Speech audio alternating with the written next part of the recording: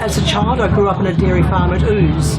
On Black Tuesday, my brother and I were going back to boarding school, so my parents brought us down to Hobart with my older brother who had finished school.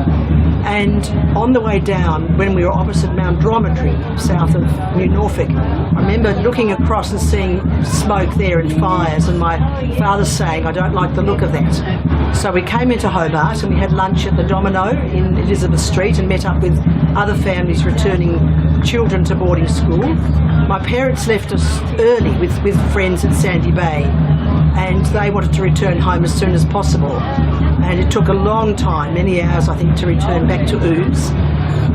On the way there were fires. My father has photos of the old Roseneath, beautiful old Roseneath building at Austin's Ferry going up in flames, another lovely old Georgian house in flames.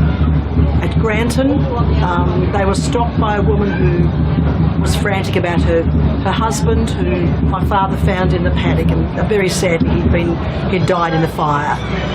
It took them many hours to get home. There were fires, there were people panicking, cars everywhere. After the bushfires, my father and many men, including men from the Hayes prison farm, cut fence posts to replace the burnt out, hundreds of miles of burnt out fences on properties all over the south of the state. And they didn't have the Hamilton show that year because they wanted to be able to concentrate on getting the fence posts. My brother and two aunts helped out in the Prince's Wharf with the Red Cross.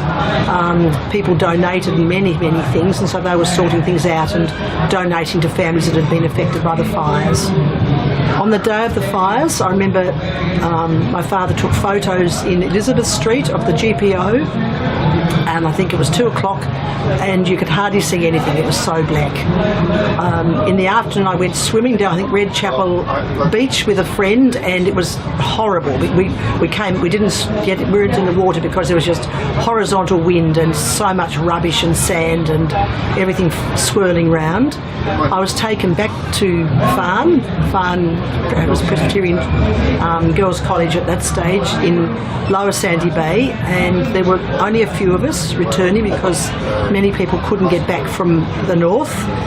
Roads were closed, or else people had lost their homes. I remember looking up and seeing fires coming over the top of Mount Nelson, and we were evacuated to families who lived close to the school. I stayed with the Trethewey family, and others stayed with the Gaffney family who lived close by, and it was the first day for our new principal, Miss Emerson, so what a way for her to start. And of course several of the students couldn't even come back for about the next week or so because they'd either lost their home or that they couldn't get through because of the troubles.